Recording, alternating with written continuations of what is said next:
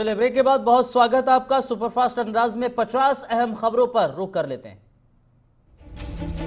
नीतीश कुमार ने 7वीं बार बिहार के मुख्यमंत्री पद की शपथ ले ली है। बिहार के राज्यपाल फागू चौहान ने नीतीश कुमार को पद और गोपनीयता की शपथ दिलाई। बीजेपी के तारकिशोर प्रसाद और रेणु देवी ने भी मंत्री पद की शपथ ले ली। नीतीश कुमार के साथ 14 मंत्रियों ने मंत्री पद की शपथ ली है। वहीं बीजेपी विधायक नंद किशोर यादव को स्पीकर बनाए जाने की चर्चा है। रेणु देवी ने कहा है कि पार्टी की ओर से जो जिम्मेदारी मिली है उसे निभाऊंगी। पार्टी ने एक कार्यकर्ता को जिम्मेदारी दी है। नीतीश कुमार के शपथ ग्रहण समारोह में गृह मंत्री अमित शाह, बीजेपी अध्यक्ष जेपी नड्डा और बीजेपी संगठन महासचिव बीएल संतोष शामिल रहे। सुशील मोदी ने नीतीश कुमार को 7वीं बार बिहार के मुख्यमंत्री बनने की बधाई दी है। उन्होंने कहा है, आपके नेतृत्व में बिहार को और आगे बढ़ाना है।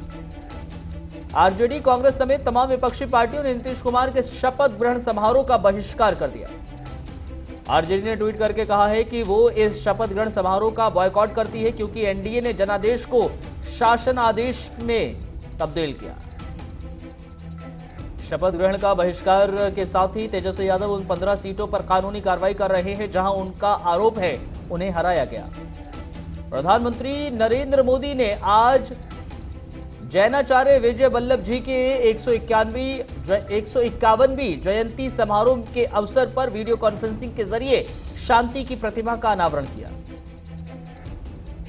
151 इंच ऊंची अष्टधातु प्रतिमा को राजस्थान के पाली में विजय वल्लभ साधना केंद्र में स्थापित किया गया है।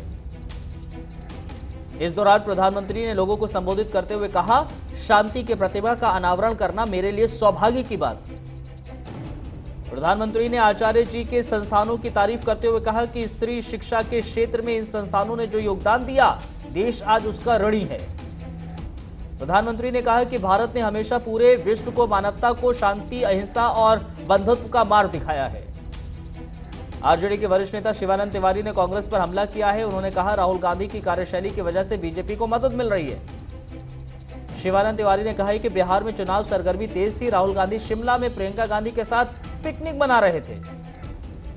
शिवानंद तिवारी ने कहा, कांग्रेस महागठबंधन के लिए बाधा बन गई। राहुल गांधी बिहार में केवल 3 दिन के लिए आए, प्रियंका तो आई ही नहीं। बिहार से उनका परिचय ही नहीं। केंद्रीय मंत्री गिरिराज सिंह शिवानंद तिवारी के बयान पर चुटकी लेते नजर आए। गिरिराज सिंह ने कहा, शिवानंद तिवारी तो राहुल गांधी को ओबामा से ज्यादा जानने लगे हैं। शिवानंद तिवारी के बयान पर कांग्रेस ने भी आरजेडी पर पलटवार किया। कहा, गठबंधन धर्म को नसीहत तक दे दी। कांग्रेस नेता प्रेमचंद्र मिश्रा ने कहा, गठबंधन का धर्म होता है जिसे सभी पक्षों को निभाना चाहिए। राज्यसभा सांसद मनोज झा ने एक बार फिर से नीतीश कुमार पर निशाना साधा है। आरजेडी नेता ने कहा है, जनादेश मुख्यमंत्री नीतीश के खिलाफ था, बिहार को जल्द विकल्प मिलेगा। मनोज झा ने शिवानंद तिवारी के पिकनिक वाले बयान पर टिप्पणी पर कहा, यह उनकी निजी राय है, पार्टी का रुख ऐसा नहीं है। कांग्रेस के वरिष्ठ नेता कपिल सिब्बल ने कांग्रेस नेतृत्व पर सवाल उठा दिए हैं। सिब्बल का कहना है कि कांग्रेस को अब हर हार सामान्य घटना लगने लगी है। महाराष्ट्र में आज से सभी धार्मिक स्थल खोल दिए गए हैं। महाराष्ट्र में उद्धव सरकार की ओर से इजाजत मिलने के बाद धार्मिक स्थलों पर काफी भीड़ देखने को मिली। महाराष्ट्र सरकार की ओर से जारी गाइडलाइंस के तहत श्रद्धालु को धार्मिक स्थलों में जाने से पहले कोविड के नियमों का पालन करना होगा। दिल्ली में कोरोना की तीसरी लहर ज्यादा खतरनाक हो चली है। 24 घंटे में 7,340 लोग कोरोना संक्रमित हो गए। अब तक दिल्ली में 4,82,000 से ज्यादा लोगों को कोरोना हो चुका है। 4,30,000 से ज्यादा लोग ठीक हो चुके हैं। दिल्ली में बढ़ते कोरोना को देखते हुए गृह मंत्री अमित शाह ने मुख्यमंत्री केजरीवाल और स्वास्थ्य मंत्री सत्येंद्र जैन के साथ आपातकाल बैठक बुलाई। बैठक में दिल्ली के अंदर स्वास्थ्य कर्मियों की कमी को देखते हुए सीएपीएफ के अतिरिक्त डॉक्टर और पैरामेडिकल एयरलिफ्ट पर दिल्ली ले जाने का फैसला लिया गया। बैठक के बाद मुख्यमंत्री ने कहा, कोरोना से लड़ने के लिए हमें मिलकर काम करना होगा। केंद्र ने 500 आईसीयू बेड डीआरडीओ सेंटर में दान देने का वादा किया, जिससे 1 लाख कोरोना टेस्ट रोज करेंगे। दिल्ली में कोरोना वायरस के बढ़ते मामलों को देखते हुए लॉकडाउन की अटकलें हैं, लेकिन इसे खारिज करते हुए दिल्ली के स्वास्थ्य मंत्री ने कहा है, दोबारा लॉकडाउन के लिए कोई चांस ही नहीं। अमित शाह की बैठक के बाद आम आदमी पार्टी और बीजेपी में जबरदस्त सियासी घमासान है। दिल्ली बीजेपी ने केंद्रीय केजरीवाल सरकार पर निशाना साधा है। गौतम गंभीर ने लिखा है कि नमस्कार दिल्ली में अरविंद केजरीवाल बोल रहा हूं। कोविड महामारी को रोकने में एक बार फिर से नाकाम हूं। मई की तरह दोबारा हमें अमित शाह जी ही बचाएंगे।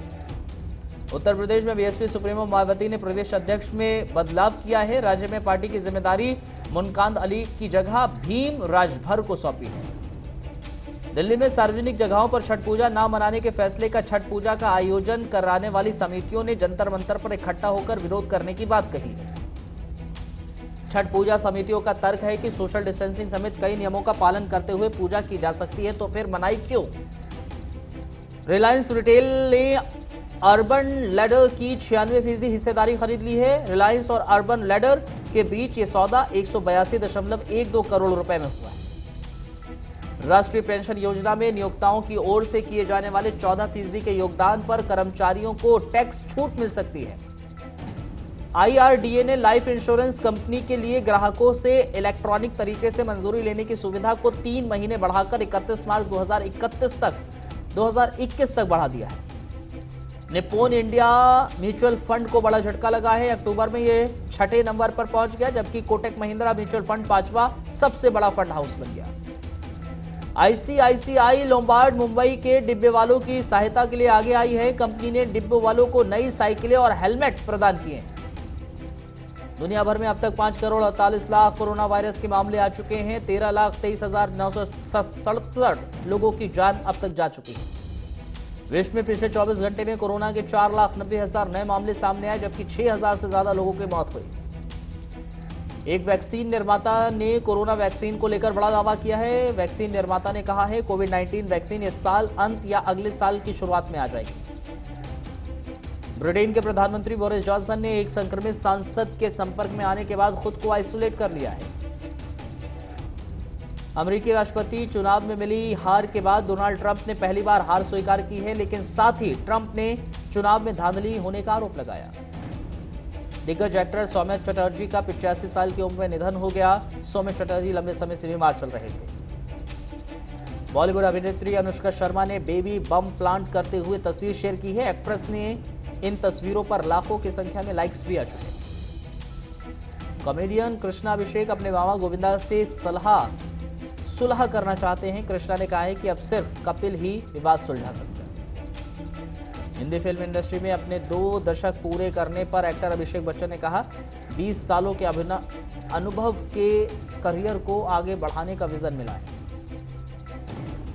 बिग बॉस 14 को वाइल्ड कार्ड एंट्री करने वाले शार्दुल पंडित बिग बॉस के घर से बाहर हो गए। चलिए सुपरफास्ट न्यूज में फिलहाल इतना ही। छोटा सा ब्रेक, जल्द हाजिर हो रहे हैं।